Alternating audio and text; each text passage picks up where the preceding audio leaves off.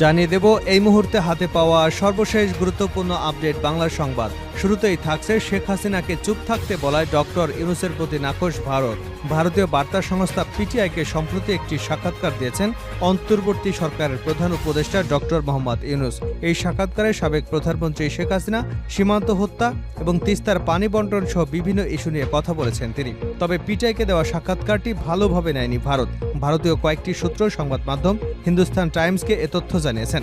নাম প্রকাশে অনিচ্ছুক একটি সূত্র বলছে, এই সাক্ষাৎকারের কারণে জাতিসংঘের অধিবেশনের ফাঁকে ডক্টর ইউনূস ও ভারতীয় প্রধানমন্ত্রী নরেন্দ্র মোদীর মধ্যে কোনো দ্বিপক্ষীয় বৈঠক নাও হতে পারে। এবারে জানাবো, চাঁদাবাজি নিয়ে সংঘর্ষে জড়ালো বিএনপির দুপক্ষ, আহত অর্ধশতক। চাঁদপুরে চাঁদাবাজি নিয়ে বিএনপির দুপক্ষের সংঘর্ষ হয়েছে, এতে কমপক্ষে 50 জন আহত হয়েছেন। পরে সেনাবাহিনী এবং পুলিশ সদস্যরা এসে পরিস্থিতি নিয়ন্ত্রণে আনে। জানাবো, রূপপুর পারমাণবিক বিদ্যুৎ প্রকল্পের প্রথম ইউনিট চালু করতে চায় সরকার। রূপপুরের পারমাণবিক বিদ্যুৎ প্রকল্পের প্রথম ইউনিট চালুর ব্যাপারে অন্তর্বর্তীকালীন সরকার আশাবাদী বলে জানিয়েছেন অর্থ ও বাণিজ্য উপদেষ্টা ডক্টর সালেউদ্দিন আহমেদ। শনিবার রাজধানীর আগারগাঁওয়ে Bangladesh Institute of Government and Management সাংবাদিকদের সঙ্গে আলাপকালে একথা বলেন তিনি। সালেউদ্দিন আহমেদ বলেন, এই পারমাণবিক বিদ্যুৎ প্রকল্পের প্রথম ইউনিট আগে চালু করাই এই মুহূর্তে সরকারের পরিকল্পনা। বাকি প্রকল্প চালুর ব্যাপারেও আলোচনা চলছে। এদিকে কলেজ ছাত্রকে গুলি করে হত্যার ঘটনায় পুলিশ সদস্য গ্রেপ্তার। গাজীপুরের কোনাবাড়িতে বৈষম্য বিরোধী ছাত্র আন্দোলনের কলেজ ছাত্রকে গুলি করে হত্যার ঘটনায় পুলিশ সদস্য আকরাম হোসেনকে গ্রেপ্তার করেছে পুলিশ। গতকাল শুক্রবার কিশোরগঞ্জের পারাইল এলাকায় অভিযান চালিয়ে তাকে গ্রেপ্তার করা হয়। এবারে থাকছে, ইসলামী আন্দোলন বাংলাদেশের সিনিয়র নায়েবে আমির মুফতি সৈয়দ ফয়জুল করিম বলেছেন, দেশে চুরি, ডাকাতি, লুটপাটের উন্নয়ন হয়েছে। 5ই আগস্টের পর আরেকটি দল ফ্যাসিস্ট ও লুটেরা দেশ লুটের ষড়যন্ত্র চালিয়ে যাচ্ছে। সবাই ঐক্যবদ্ধভাবে জুলুমমুক্ত বাংলাদেশ গড়ব, এতে থাকবে না কোনো বৈষম্য। এবং সর্বশেষ জানাবো আন্তর্জাতিক সংবাদ। গাজা যুদ্ধ গড়ালো 12তম মাসে, যুদ্ধবিরতি নিয়ে নেই আশার খবর। শনিবার পর্যন্ত ইসরায়েলি বাহিনীর হামলায় অবরুদ্ধ উপত্যকাটিতে প্রায় 41,000 ফিলিস্তিনি নিহত হয়েছেন, উদ্বাস্ত হয়েছেন গাজার প্রায় সব বাসিন্দা। পুরো উপত্যকা ধ্বংসস্তূপে পরিণত হয়েছে। এখনও প্রতিনিয়তই গাজায় হামলা চালাচ্ছে ইসরায়েলি বাহিনী। এদিকে পোলিও টিকাদান কর্মসূচি চলাকালে গাজার স্কুলে আশ্রয় শিবিরে ইসরায়েলি হামলায় 13 জন নিহত হয়েছেন। কোথাও কোথাও দুপক্ষের মধ্যে লড়াইয়ের খবরও পাওয়া গেছে। এতক্ষণ শিরোনাম শুনছিলেন, এবার বিস্তারিত। প্রিয় দর্শক, আপনি যদি এই চ্যানেলে নতুন হয়ে থাকেন, ভিডিওটি দেখতে দেখতে চ্যানেলটি সাবস্ক্রাইব করে আমাদের সঙ্গে থাকুন। আর এই ভিডিও সম্পর্কে আপনি আপনার মূল্যবান মতামতটি কমেন্ট বক্সে জানিয়ে দিন। আর হ্যাঁ প্রিয় দর্শক, জানিয়ে দিন ভিডিওটি কোথা থেকে দেখছেন। শেখ হাসিনাকে চুপ থাকতে বলায় ডক্টর ইউনূসের প্রতি নারাজ ভারত। ভারতীয় বার্তা সংস্থা পিটিআইকে সম্প্রতি একটি সাক্ষাৎকার দিয়েছে অন্তর্বর্তী সরকারের প্রধান উপদেষ্টা ডক্টর মোহাম্মদ ইউনূস।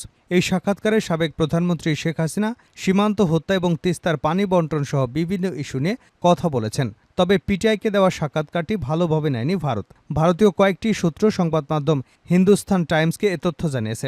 নাম প্রকাশে অনিচ্ছুক একটি সূত্র বলছে, এই সাক্ষাৎকারের কারণে জাতিসংঘের অধিবেশনের ফাঁকে ডক্টর ইউনূস ও ভারতীয় প্রধানমন্ত্রী নরেন্দ্র মোদীর মধ্যে কোনো দ্বিপক্ষীয় বৈঠক নাও হতে পারে। হিন্দুস্তান টাইমস জানিয়েছে, জাতিসংঘে মোদীর সঙ্গে ডক্টর ইউনূসের বৈঠকের আয়োজন করতে গত সপ্তাহে ভারতকে একটি প্রস্তাব দেয় বাংলাদেশ। এ নিয়ে এখনও ভারত থেকে কোনো আনুষ্ঠানিক জবাব আসেনি, কারণ নিউ ইয়র্কে মোদীর দ্বিপক্ষীয় বৈঠকের বিষয়টি এখনও চূড়ান্ত হয়নি। অধ্যাপক ইউনূস পিটিআইকে দেওয়া সাক্ষাৎকারে বলেছেন, সাবেক প্রধানমন্ত্রী শেখ হাসিনা ভারতে বসে যেসব দিক নির্দেশনা দিচ্ছেন সেগুলো উচিত নয়। তিনি প্রত্যাবর্তনের অনুরোধ জানানোর আগ পর্যন্ত হাসিনাকে চুপ থাকার আহ্বান জানান। এছাড়া আওয়ামী লীগ ছাড়া অন্য কোনো রাজনৈতিক দলকে ভারত যে ইসলামিক দল মনে করে সেটিও ঠিক নয়। গত 5 আগস্ট ছাত্র জনতার গণঅভ্যুত্থানের মুখে দেশ ছেড়ে পালাতে বাধ্য হন শেখ হাসিনা। ওই দিন তিনি ভারতের দিল্লিতে আশ্রয় নেন। এরপর থেকে সেখানেই রয়েছেন তিনি।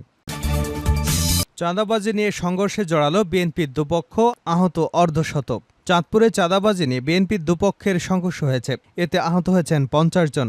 পরে সেনাবাহিনী ও পুলিশ সদস্যরা এসে পরিস্থিতি নিয়ন্ত্রণে আনে। গতকাল শুক্রবার রাতে শহরের পুরানবাজার, বউবাজার এলাকায় সংঘর্ষ হয়। শনিবার উভয় পক্ষের মধ্যে মীমাংসা করেন স্থানীয় রাজনৈতিক নেতারা। পুলিশ ও স্থানীয়রা জানান, চাঁদাবাজি ও আধিপত্য বিস্তার নিয়ে বিএনপির দুপক্ষের নেতাকর্মীদের মধ্যে দ্বন্দ্ব ছিল, তা মীমাংসার কথা থাকলেও গতকাল রাতে সংঘর্ষ হয়। জানা গেছে, সংঘর্ষ চলাকালে দোকানপাট ভাঙচুর করে বিক্ষুব্ধরা।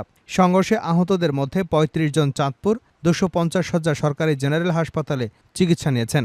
আহতদের দাবি, চাঁদাবাজিতে বাধা দেওয়ায় স্থানীয় বিএনপি নেতা রব মিজি, রানা মিজি, শফিক মিজির নেতৃত্বে 2 শতাধিক মানুষ লাঠি, সোঁটা ও দেশীয় অস্ত্র নিয়ে তাদের উপর অতর্কিত হামলা চালায়। হামলার সময় অনেকে বেধড়ক পিটিয়ে এবং এলোপাথাড়ি কুপিয়ে গুরুতর জখম করেন। সংঘর্ষে আহত চাঁদপুর পৌর 2 নম্বর ওয়ার্ড যুব দলের যুগ্ম আহ্বায়ক মোহাম্মদ আলম খান বলেন, সম্প্রতি স্থানীয় রব মিজি এবং তার ছেলে রানা এক নিরীহ ব্যক্তির কাছ থেকে চাঁদা চেয়ে তাকে মারধর করেন। এ সময় এলাকার এক যুবক বাধা দিতে গেলে হাতাহাতির ঘটনা ঘটে। এলাকার গণ্যমান্য ব্যক্তিরা বিষয়টি সমাধানের আশ্বাস দেন। এরই মধ্যে শুক্রবার সন্ধ্যার পর রব মিজি এবং তার সহযোগী বহিরাগতদের সহায়তায় অস্ত্রশস্ত্র নিয়ে এসে আমাদের এলাকার দোকানপাটে ব্যাপক ভাঙচুর করেন। কয়েক ঘণ্টা ব্যাপী চলা সংঘর্ষে নারী পুরুষ সহ প্রায় 50 জন আহত হয়েছেন। রূপপুর পারমাণবিক বিদ্যুৎ প্রকল্পের প্রথম ইউনিট চালু করতে চায় সরকার। রূপপুর পারমাণবিক বিদ্যুৎ প্রকল্পের প্রথম ইউনিট চালুর ব্যাপারে অন্তর্বর্তীকালীন সরকার আশাবাদী বলে জানিয়েছেন অর্থ ও বাণিজ্য উপদেষ্টা ডক্টর সালেউদ্দিন আহমেদ। শনিবার রাজধানীর আগারগাঁওয়ে Bangladesh Institute of Governance and ম্যানেজমেন্টে সাংবাদিকদের সঙ্গে আলাপকালে তিনি একথা বলেন। ডক্টর সালেউদ্দিন আহমেদ বলেন, এই পারমাণবিক বিদ্যুৎ প্রকল্পের প্রথম ইউনিট আগে চালু করাই এই মুহূর্তে সরকারের পরিকল্পনা। বাকি প্রকল্প চালুর ব্যাপারেও আলোচনা চলছে। তিনি বলেন, রাশিয়ার রাষ্ট্রদূত এসেছিলেন, আমরা তার সঙ্গে আলাপ করেছি। আমরা তাদের টেকনিক্যাল টিমের সঙ্গে বসব। অর্থ ও বাণিজ্য উপদেষ্টা বলেন, বাজারে চাঁদাবাজি করলে ব্যবস্থা নেওয়ার নির্দেশনা দেওয়া হয়েছে। বাজার কারসাজি নিয়ন্ত্রণে সরকার কঠোর অবস্থানে রয়েছে। জেলা প্রশাসকদের বলেছি, বাজারে কেউ চাঁদাবাজি করলে তাদের বিরুদ্ধে ব্যবস্থা নিতে। নিত্য প্রয়োজনীয় পণ্যের দাম কমার আশাবাদ ব্যক্ত করে তিনি বলেন, আস্তে আস্তে নিত্য প্রয়োজনীয় দ্রব্য নিয়ন্ত্রণের মধ্যে চলে আসবে। বাজারে পণ্যের দাম একেবারে যে কমে যায়নি তা কিন্তু নয়। আমরা চেষ্টা করছি কৃষকরা যাতে ন্যায্য মূল্যটা পায়, এজন্য আমরা কাজ করে যাচ্ছি। ভোক্তার ডিজিকে বাজার মনিটর করতে বলেছি, যাতে করে বাজার মূল্য নিয়ন্ত্রণে আনা যায়। যদিও সে এখন নেই, খুব শিগগিরই ভালো লোক আসবে এখানে। বাজারে চাঁদাবাজি করলে ডিসির ব্যাপারে ব্যবস্থা নেবেন। কলেজ ছাত্রকে গুলি করে হত্যার ঘটনায় পুলিশ সদস্য গ্রেপ্তার। রাজবাড়ীর কোনাবাড়ীতে বৈষম্যবিরোধী ছাত্র আন্দোলনে কলেজ ছাত্রকে গুলি করে হত্যার ঘটনায় পুলিশ সদস্য আকরাম হোসেনকে গ্রেপ্তার করেছে পুলিশ। গতকাল শুক্রবার কিশোরগঞ্জের পাড়াইল এলাকায় অভিযান চালিয়ে তাকে গ্রেপ্তার করা হয়। শনিবার সন্ধ্যায় গাজীপুর মহানগর পুলিশের কোনাবাড়ী জোনের সহকারী কমিশনার সুবীর কুমার সাহা এ তথ্য নিশ্চিত করেছেন। গ্রেপ্তার হওয়া ওই কনস্টেবলের নাম মোহাম্মদ আকরাম হোসেন 22। তিনি গাজীপুর শিল্প পুলিশে কর্মরত ছিলেন। গত 5 অগাস্ট কোনাবাড়ী থানার পাশে গুলি করে কলেজ ছাত্র মোহাম্মদ হৃদয় 20কে হত্যা করা হয়। নিহত হৃদয় টাঙ্গাইলের গোপালপুরের আলমনগর গ্রামের লাল মিয়ার ছেলে। তিনি হেমনগর ডিগ্রি কলেজের 11 শ্রেণীতে পড়াশোনা করতেন। পাশাপাশি কোনাবাড়ী এলাকায় বসবাস করে অটোরিকশা চালিয়ে জীবিকা নির্বাহ করতেন। পুলিশ সূত্রে জানা গেছে, বৈষম্য বিরোধী ছাত্র আন্দোলনের সময় গাজীপুর মহানগরের কোনাবাড়ী সড়কের কোনাবাড়ী এলাকায় গত 5 অগাস্ট মোহাম্মদ হৃদয় বিগত আওয়ামী সরকারের বিরুদ্ধে বিভিন্ন দাবিতে স্লোগান দেন। এ সময় কয়েকজন পুলিশ সদস্যদের উপস্থিতি দেখতে পেয়ে হৃদয় রাস্তার পাশে অবস্থান নেন। এ সময় শিল্প পুলিশে কর্মরত কিছু পুলিশ সদস্য কোনাবাড়ী এলাকায় দায়িত্ব পালন করছিলেন। এ সময় তারা হৃদয়কে রাস্তার পাশ থেকে ধরে নিয়ে চড়-থাপ্পড় মারেন। এক পর্যায়ে পুলিশ কনস্টেবল আকরাম অতি উৎসাহী হয়ে তার পেছন থেকে গুলি করলে ঘটনাস্থলে হৃদয়ের মৃত্যু হয়। ওই ঘটনায় নিহতের ফুফাতো ভাই মোহাম্মদ ইব্রাহিম বাদী হয়ে কোনাবাড়ী থানায় একটি হত্যা মামলা করেন। পরে পুলিশ অভিযান চালিয়ে গত শুক্রবার রাতে কিশোরগঞ্জের পাড়াইল এলাকা থেকে আকরামকে গ্রেপ্তার করে। শেষ করছে আন্তর্জাতিক সংবাদ দিয়ে। গাজা যুদ্ধ গড়ালো 12তম মাসে, যুদ্ধবিরতি নিয়ে নেই আশার খবর। ফিলিস্তিনের গাজায় ইসরায়েলি বাহিনীর নির্বিচার হামলা 12তম মাসে গড়ালো, কিন্তু এখনও এই যুদ্ধ থামার কোনো ইঙ্গিত পাওয়া যাচ্ছে না। আজ শনিবার পর্যন্ত ইসরায়েলি বাহিনীর হামলায় অবরুদ্ধ উপত্যকাটির প্রায় 41,000 ফিলিস্তিনি নিহত হয়েছেন। উদ্বাস্ত হয়েছেন গাজার প্রায় সব বাসিন্দা। পুরো উপত্যকা ধ্বংসস্তূপে পরিণত হয়েছে।